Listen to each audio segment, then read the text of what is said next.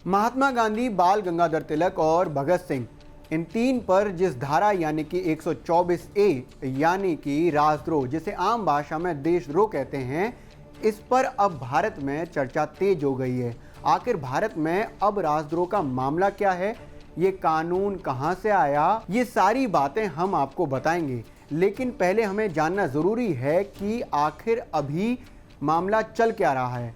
किसान आंदोलन, रिहाना का ट्वीट, ग्रेटा थनबर्ग का टूल किट और उसके बाद भारत में राजद्रोह का हंगामा, ये कड़ियां जो हैं वो एक दूसरे से जुड़कर आज देश में सोशल मीडिया से लेकर हर हंगामे की वजह बनी हुई हैं। मिनट भर में पहले आप ये समझ लीजिए कि आज मामला चल क्या रहा है और इसके बाद आपको राजद्रोह से जुड़ी हुई हर बातें बताई जाएंगी।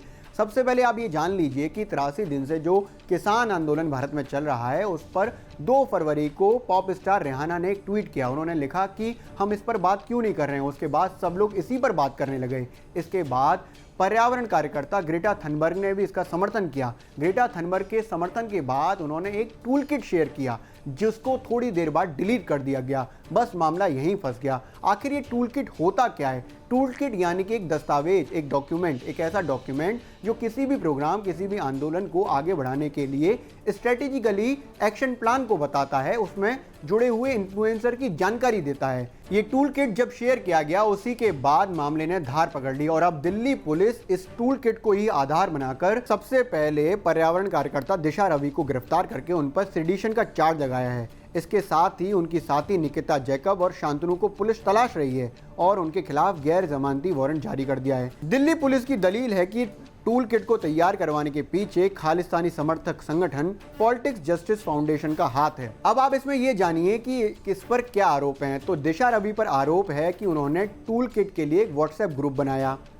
वहीं निकिता जैकब पर आरोप है कि उन्होंने शांतनु के लिए टूल किट को एडिट किया और शांतनु ने टूल किट को दूसरों के साथ शेयर किया। पूरे मामले में दिशा रवि पर जब शनिवार को राजद्रोह का मामला कायम किया, तभी से बहस तेज हो गई। कांग्रेस ने आरोप लगाया है कि जो सरकार है वो एक लड़की से डर गई है और उसने 124 ए यानी कि राजद्रोह, जिसको सिंप्लीफाई वे में हम देशद्रोह कहते हैं, उस पर मुकदमा कायम किया है। आखिर ये राजद्रोह होता क्या है, 124 ए के मायने क्या हैं, ये आप समझ लीजिए। भारतीय कानून संहिता यानी कि इंडियन पीनल कोड ने राजद्रोह की परिभाषा को डिफाइन किया है। 124 ए की धारा ये बताती है कि अगर कोई व्यक्ति सरकार विरोधी सामग्री लिखता या बोलता है या फिर ऐसी सामग्री का समर्थन करता है या राष्ट्रीय चिन्हों का अपमान करने के साथ संविधान को नीचा दिखाने की कोशिश भी करता है, तो उसे आजीवन कारावास या 3 साल की सजा हो सकती है। साथ ही जुर्माना लगाया जा सकता है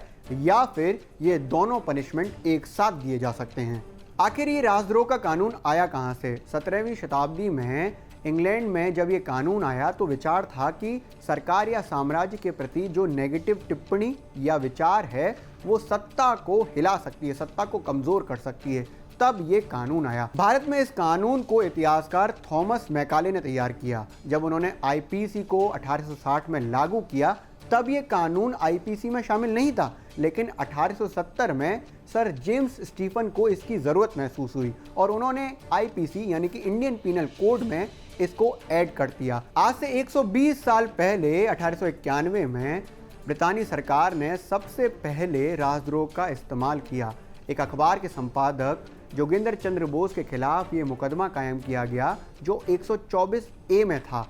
उनको ये मुकदमा इसलिए झेलना पड़ा क्योंकि उन्होंने ब्रितानी सरकार के खिलाफ लिखा था। आज़ादी से पहले सबसे चर्चित राजद्रोह का मामला बाल गंगाधर तिलक पर 1909 में लगाया गया। 1909 में बाल गंगाधर तिलक के खिलाफ केसरी अखबार में लिखे एक लेख की वजह से उन पर राजद्रोह यानी कि देशद्रोह का मुकदमा कायम किया गया। वहीं महात्मा गांधी को ब्रितानी हुकूमत ने 124 ए के तहत 1922 में इसका आरोपी बनाया। क्रांतिकारी भगत सिंह के खिलाफ भी ब्रिटिश सरकार ने राजद्रोह का मुकदमा चलाया था। 2010 में विनायक सेन पर नक्सल विचारधारा फैलाने के आरोप में और इसी साल लेखक अरुंधति रॉय पर कश्मीर के विवादित इलाकों में आज़ादी की मांग पर राजद्रोह का मुकदमा कायम किया गया था। ये मैं कुछ आपको राजद्रोह से जुड़े हुए कुछ चर्चित मामले बता रहा हूँ।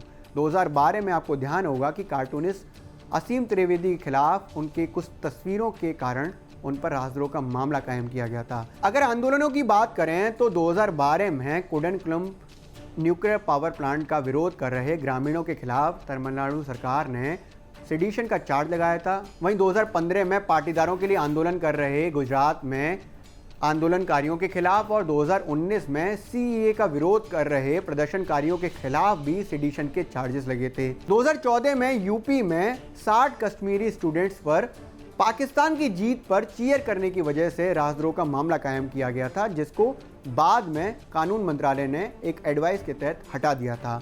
वहीं 2016 में विवादित नारों की वजह से तब जेएनयू संघ के अध्यक्ष रहे कन्हैया कुमार पर भी राजद्रोह का मामला है। बीते कुछ सालों में 124A के तहत यानी कि राजद्रोह के मामले बेहद तेजी से बढ़े हैं। 2016 में 35 केस दर्ज हुए थे, 2015 में 30 और 2014 में 47 केसेस राजद्रोह में दर्ज किए गए थे। लेकिन इन मामलों की हालत बेहद खराब है। 2014 से लेकर 2016 के बीच की एनसीआरबी रिपोर्ट बताती है कि इन मामलों का कन्विक्शन रेट 2% से भी कम है। वहीं 80% मामलों में पुलिस चार्जशीट भी दायर नहीं करती है। इसके अलावा 90% केसेस में अभी तक कोर्ट ट्रायल नहीं हुआ है। ये बताती है कि जो सेडिशन चार्जेस हैं वो लगा तो दिए जाते हैं, लेकिन उन पर कन्विक्शन नहीं होता है। इसके साथ ही पूरी दुनिया में इसको लेकर बहस बेहद तेज है कि इसको ख़त्म कर देना चाहिए। 2009 में ब्रिटेन ने इस पूरे कानून को पूरी तरह से ख़त्म कर दिया है।